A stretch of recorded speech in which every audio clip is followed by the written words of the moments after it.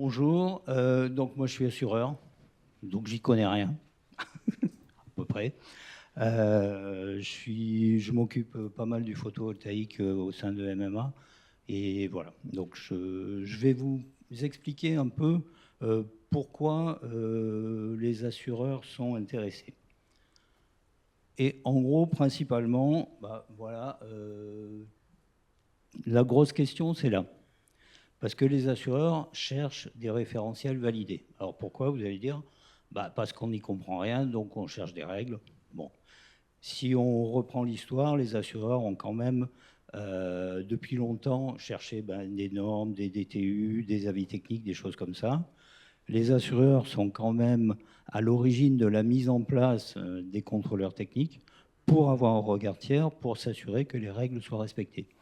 Alors finalement, tout ça, pourquoi? Eh bien, quand vous regardez la sinistralité, en gros, la sinistralité, c'est 1, 2, 3% des coûts total. Je parle en volume, hein, pas en nombre. Voilà. Et finalement, on dit c'est relativement marginal. C'est marginal pour vous quand vous voyez, vous, l'ensemble. Mais pour un assureur, lui, sa base de travail, c'est les 2%. C'est-à-dire que si ça marche dans 98% des cas, on estime que ça marche comme ça va être 97,5, ça va être 98,5. On est dans le domaine dans lequel on arrive à maîtriser les choses. Par contre, si ça s'éloigne, eh ben, on va dans le mur assez rapidement. Vous imaginez bien que si on prévoit 98, donc pour nous 2% de défaillance, s'il y a 3% de défaillance, c'est une augmentation de nos coûts de 50%.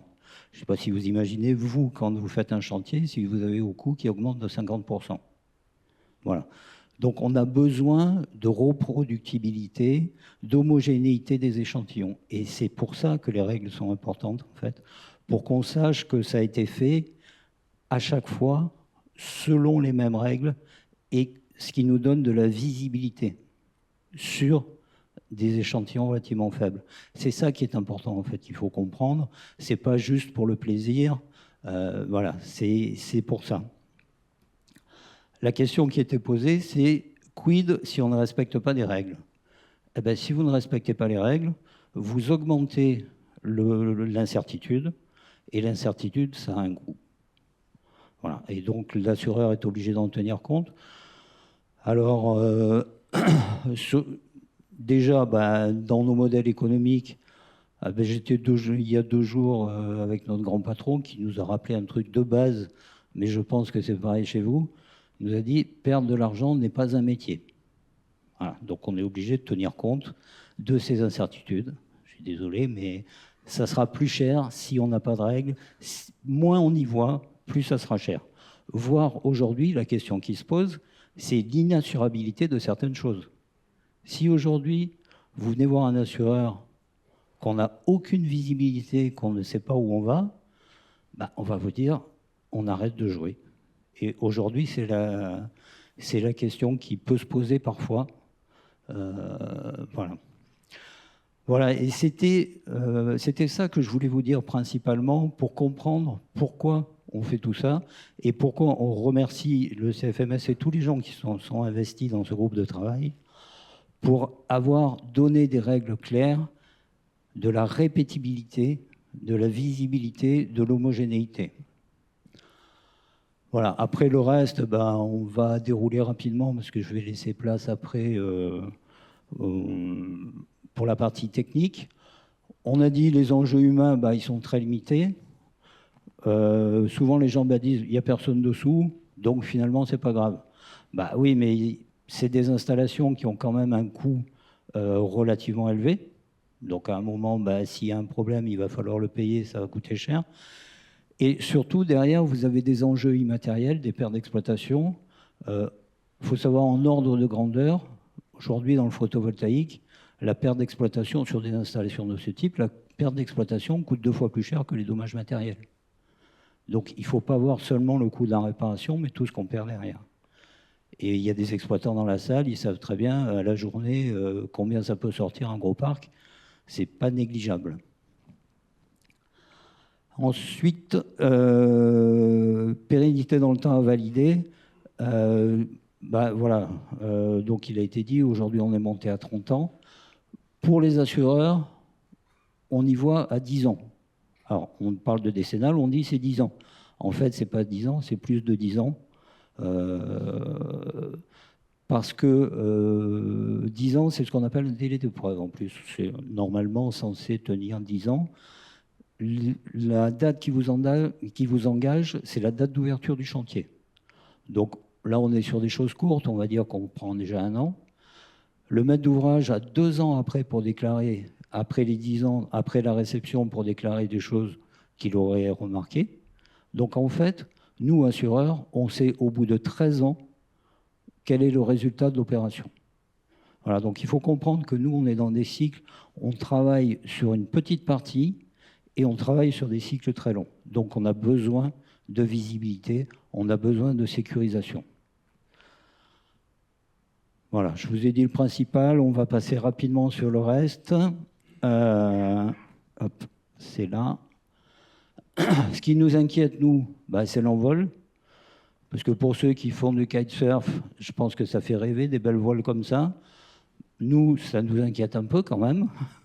Voilà. Bon, l'incendie, c'est quelque chose de relativement maîtrisé. On a du retour d'expérience, on sait à peu près où ça va. Des déformations, les déformations, surtout des déformations qui amèneraient une baisse de productivité, là, qui peuvent devenir problématiques.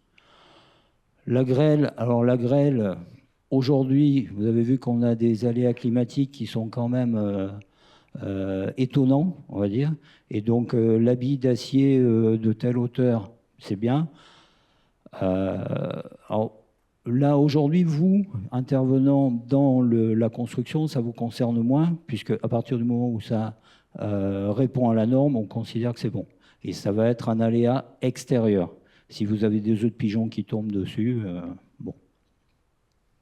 Est-ce que j'ai mis, est-ce que c'est des événements prévisibles ou exceptionnels? Exceptionnels, ça vous permettra de vous en tirer. Parce que ça sera une cause extérieure. Parce que le législateur est sympathique. Donc, dans la décennale, il y a 2 choses. Déjà, ça dure 10 ans, c'est relativement long, 10 ans après réception, alors que vous vous êtes engagé avant. Et surtout, le législateur a fait un truc, il vous considère un peu... voilà. Vous dites bonjour, vous êtes présumé responsable. C'est le gros problème de la responsabilité décennale, c'est que vous êtes présumé responsable de ce qui se passe et c'est à vous de prouver qu'il y a une cause extérieure, que vous avez respecté les règles, que tout allait bien, que vous avez fait votre boulot et que donc vous n'êtes pas responsable. C'est ce qu'on appelle une inversion de la charge de la preuve par rapport à la responsabilité classique. Une petite chose qui n'est pas claire pour tout le monde. Article 1792 du Code civil parle des ouvrages, de la responsabilité décennale pour tous les ouvrages. Et après, il y a certains ouvrages qui sont soumis à une obligation d'assurance, d'autres non soumis à une obligation d'assurance. Mais vous avez une responsabilité. Donc, de fait, vous êtes obligé de vous assurer, à moins de dire je peux assumer sur fonds propres s'il y a un sinistre. Pas toujours le cas. Les ouvrages de production d'énergie donc, sont des ouvrages à la base non soumis à obligation d'assurance, mais les mêmes, s'ils sont accessoires à un ouvrage soumis, deviennent soumis à obligation d'assurance. Donc vous êtes obligé d'être assuré sur les 2 fondements pour être tranquille. Notamment, vous avez alors les ombrières de parking, c'est évident, un parking tout seul, non soumis à obligation d'assurance, le parking du centre commercial soumis à obligation d'assurance. Un parc photovoltaïque au sol, en général, il va être non soumis à l'obligation, mais on voit de plus en plus, par exemple, vous avez un industriel qui veut être un peu indépendant au niveau énergie, il a un terrain à côté de chez lui, il va faire une centrale qui va l'alimenter, on va changer de régime juridique. Donc vous, il faut que vous soyez couvert dans tous les cas.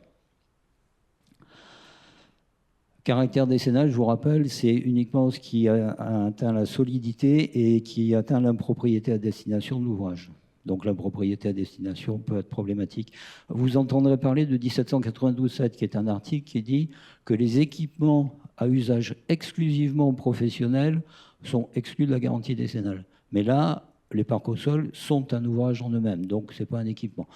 Ça se discute dans certains cas quand c'est sur toiture, et ce n'est pas évident parce qu'il faut qu'il n'y ait aucune fonction de clos couvert.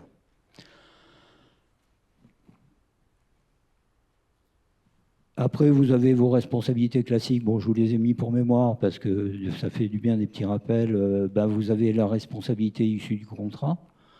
Donc, vous êtes engagé à des choses, vous êtes responsable. Et attention, là, donc les engagements, vous avez des obligations de moyens et vous pouvez vous mettre des obligations de résultats qui, elles, ne sont pas forcément assurables. Attention aussi. Pas trop d'enthousiasme, je vais vous faire l'ouvrage qui va être meilleur que tout le monde, produire plus, durer plus longtemps, etc. Là, vous allez au-delà de vos engagements normaux, donc ça, c'est vous qui l'assumez. Donc attention aussi dans la rédaction de vos contrats.